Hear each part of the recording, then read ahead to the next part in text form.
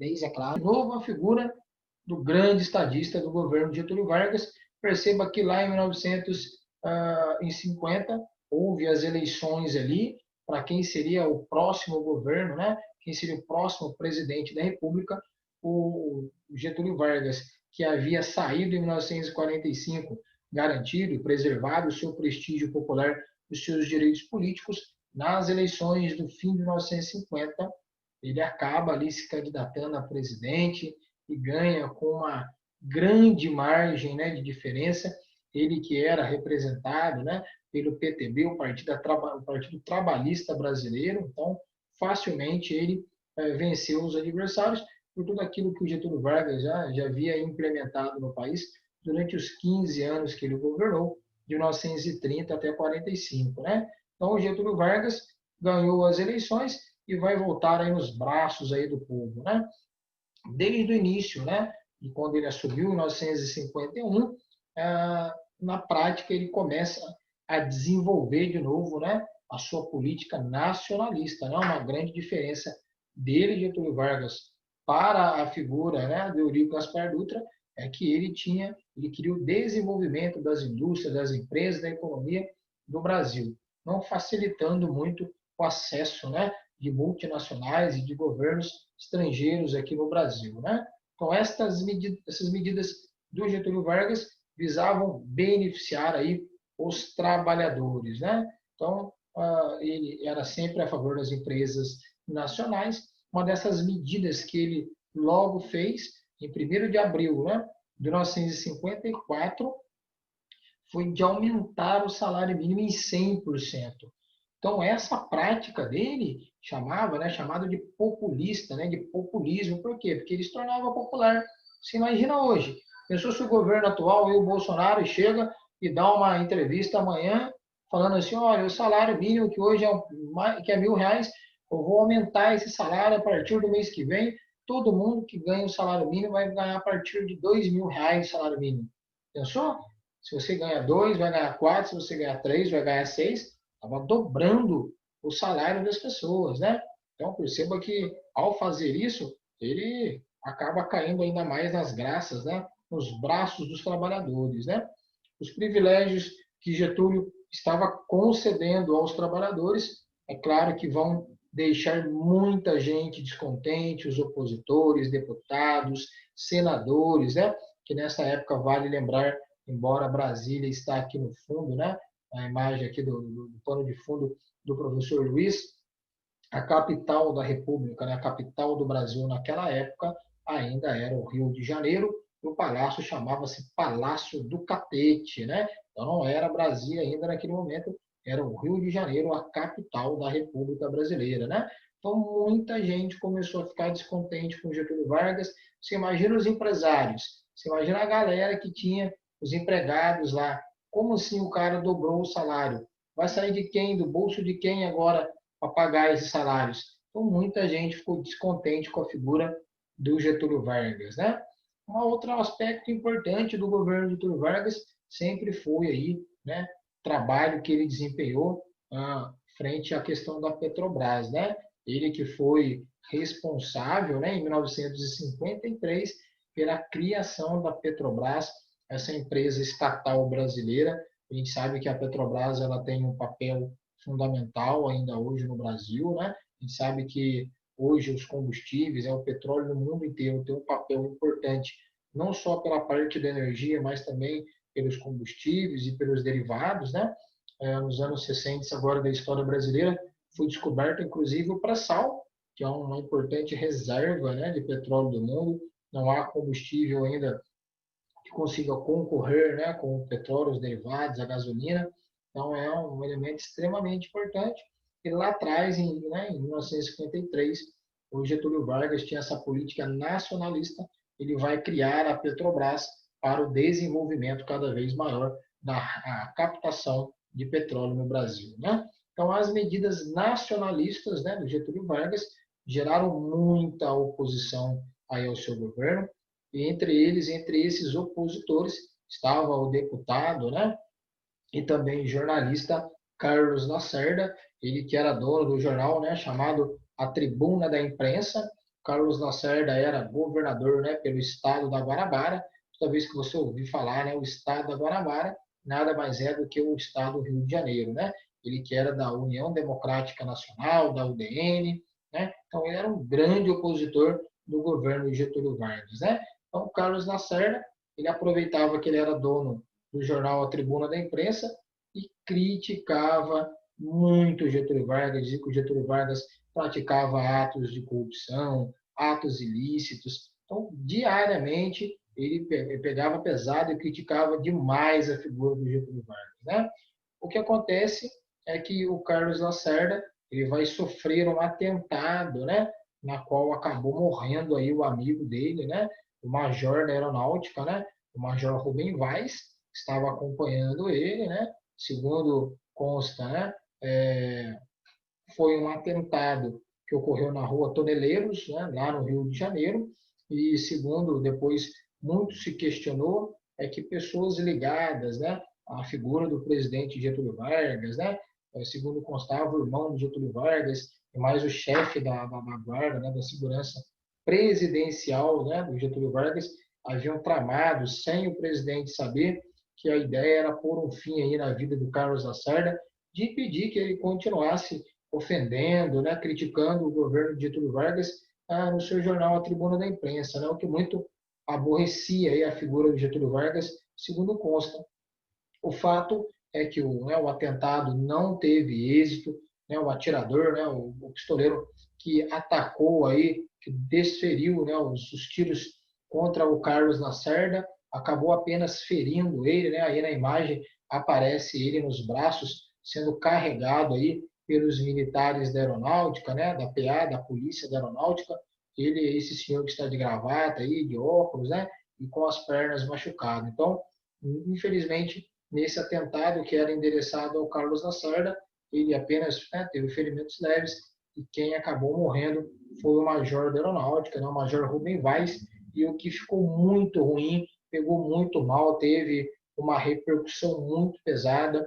Os setores das Forças Armadas que apoiavam o Getúlio Vargas, ficou muito complicada essa situação por conta, né, de um membro da Força Armada ter morrido num atentado que havia sido ligado à figura dele, né?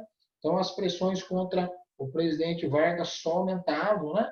Os grandes empresários estavam descontentes com a sua política, né, financeira, comercial, as multinacionais também, porque antes, né, tinham vida fácil no governo do Dutra e com o governo agora do Getúlio Vargas estavam tendo, né, impostos aumentados, a dificuldade de remeter capitais internacionais, né? A embaixada dos Estados Unidos, né?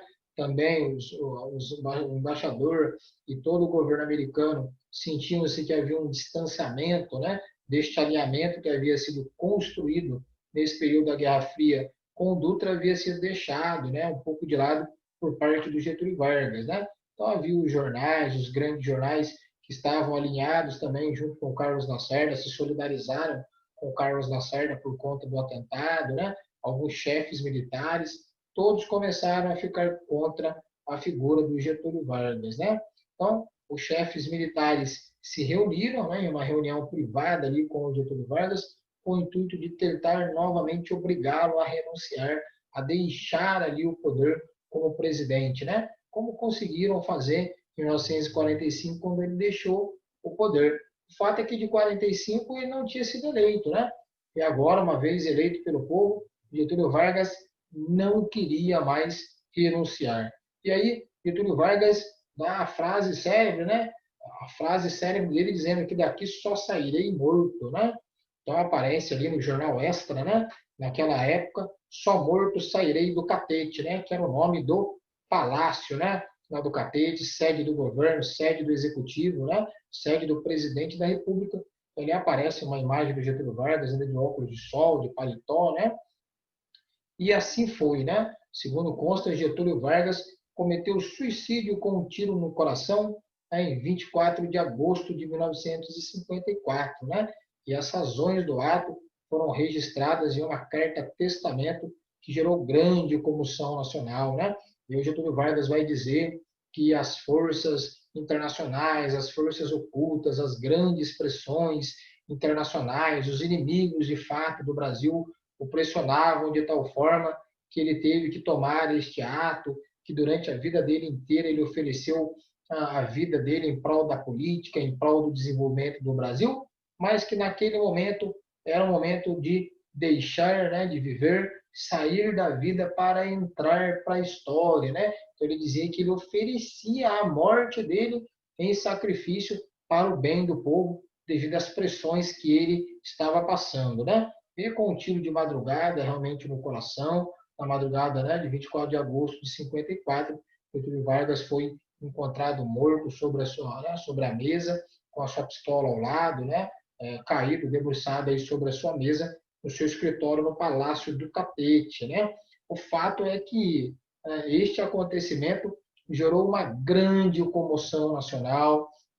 Os opositores de Getúlio Vargas foram atacados, hostilizados, a embaixada americana, os principais veículos, né, de imprensa, principalmente o jornal, né, a Tribuna da Imprensa do Carlos Lacerda, foi incendiado, foi apedrejado. As pessoas amavam, né, o Getúlio Vargas. Getúlio Vargas foi um estadista, né, um homem público muito reconhecido pelas pessoas mais simples, mais pobres, né, conhecido aí com o apelidado de o pai dos pobres, né? Tanto é, meu querido aluno, minha aluna, se você conversar aí com o seu avô, com a sua avó, e perguntar a ele sobre Getúlio Vargas, certamente você vai ouvir falar coisas boas, boas referências, porque para o povo simples, trabalhador, aí, ele de fato, né, foi um dos criadores da CLT, da consolidação das leis trabalhistas, né, que garantia direito às férias, né, garantia salário mínimo às pessoas que trabalhavam. Antes disso, os trabalhadores eram extremamente suspeitados, né? Então, daí, esta figura do Getúlio Vargas ser muito querida no Brasil, né? E nós temos algumas imagens, você perceba, né? No atual momento da política brasileira, onde as pessoas, né, nós brasileiros, de uma forma geral, nós estamos, muitos de nós, né, estamos descrentes da política, né?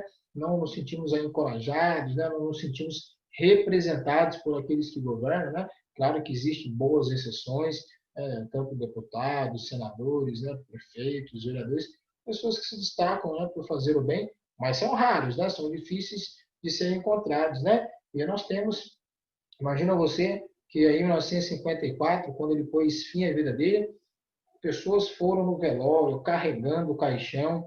Aqui ao lado mostra as pessoas desmaiando, né? Uma senhora passando mal ali próximo, né? Um guarda do exército ali que estava fazendo a segurança e uma outra moça com a mão no rosto, né? Em estado de choque, vendo ali o presidente da República, o Getúlio Vargas, ali com o seu caixão aberto para que o povo pudesse passar e vê-lo. Então é também uma outra grande diferença, né? É um outro momento da história do Brasil, porque o acesso das pessoas, né, o acesso do povo, das pessoas mais simples a um chefe de Estado, no caso um presidente, era muito mais próximo do que hoje, né? Hoje é impensável, né? Hoje se um presidente falece, tem todo um protocolo, um distanciamento, as pessoas não chegam tão próximo aí, né, ao caixão, não tem tanto acesso assim com tanta facilidade como era no passado, né? Mas isso era pelo grande carinho, né, que o Getúlio Vargas, a grande admiração que as pessoas tinham por ele, né? Aí embaixo, né, uma outra foto aérea lá do Rio de Janeiro, toda essa multidão de pessoas aí eram um cortejo, né? Foram pessoas que foram à rua no dia do velório, levando aí o Getúlio Vargas, que percorreu ali boa parte das principais avenidas do Rio de Janeiro até ser sepultado. Então perceba que Getúlio Vargas é uma figura de fato, né, muito emblemática, uma figura muito querida na história do Brasil. Então nós acompanhamos aí nesta primeira parte do Brasil esse período do governo democrático de 1946 que vai, né, de 1945 que vai até 1964. Nós paramos agora em 1954, quase que na metade percorrida. Vimos o governo de Eurico Gaspar Dutra, vimos o governo democrático de Getúlio Vargas, né? Nas próximas aulas, nós vamos estudar aí os governos de Juscelino Kubitschek, de Jânio Quadros e de João Goulart. Tá bom? Espero que vocês tenham gostado, que vocês possam ter aprendido um pouco mais com a aula de hoje, que possa ter facilitado para vocês aí. tá bom? Então, um grande abraço aqui do professor Luiz Paulo. Se inscreva no canal, né? Professor Luiz Paulo, clique lá, né, no sininho para ativar aí as novas atualizações. Toda vez que você tiver que colocar uma nova aula, você será avisado ali, né, por causa da notificação, e assim você vai poder acompanhando as nossas próximas aulas, tá? Se você gostou também, deixe o seu like, compartilhe com o seu amigo aí, para que ele, você, para todos nós possamos aprender um pouco mais da história do Brasil, tá bom? Meu querido, minha querida, um grande abraço aí e até a próxima aula nossa do período democrático.